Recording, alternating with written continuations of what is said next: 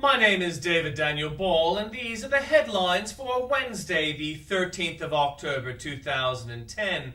Today's tune is Sir Hamilton John Gould Adams, a former governor of Queensland.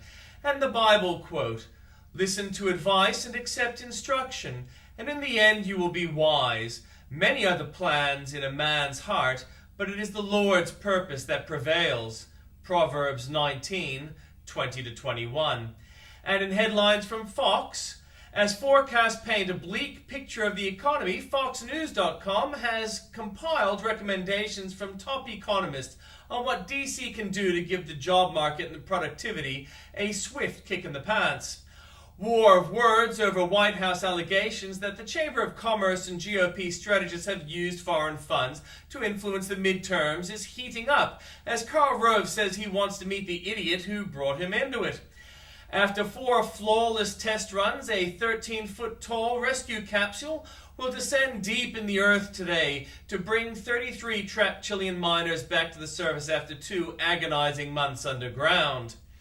If the Congress allows Bush-era tax cuts to expire, New Year's Day will usher in the nation's biggest tax increase since the end of World War II, Tax Watchdog says, and that may be only the beginning. And in breaking news from news.com.au, the blaring of a siren and a revolving light will greet the arrival of each miner as they emerge from the depths of a Chilean mine, reborn after spending 10 weeks below ground.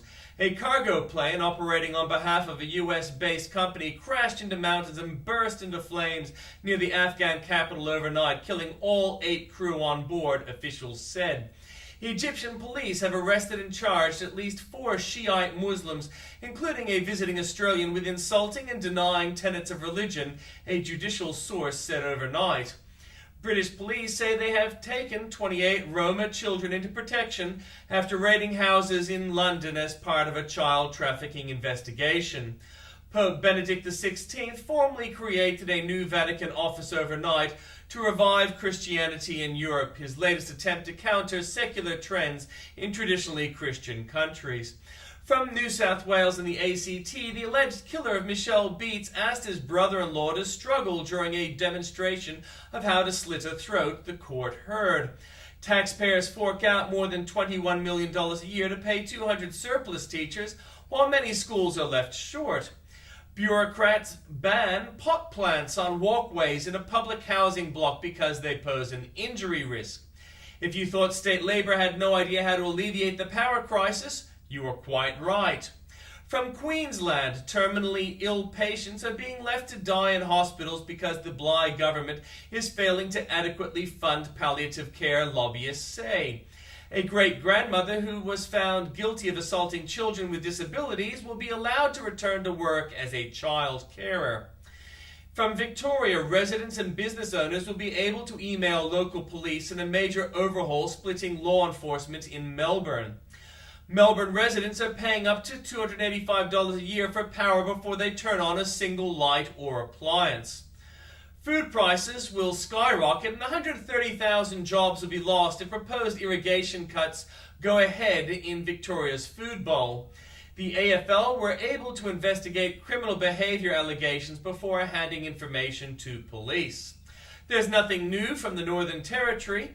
From South Australia, unions have pledged to maintain their rage over the state budget and will demand the public sector job cuts be abandoned at a Parliament House rally tomorrow.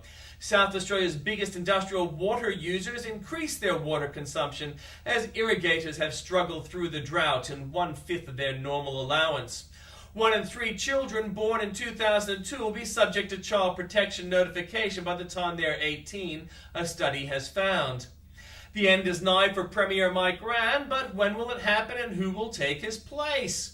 Another worker has been hurt in an industrial accident at the injury-plagued desalination plant at Lonsdale. From Western Australia, house prices in Perth are tipped to rise by 20% in the next 3 years, but interest rates forecast of above 9% will cap that growth. Customs officers are catching tuberculosis from a tsunami of boat arrivals due to Labor's failure to control Australia's border, the opposition says. And there is nothing new from Tasmania.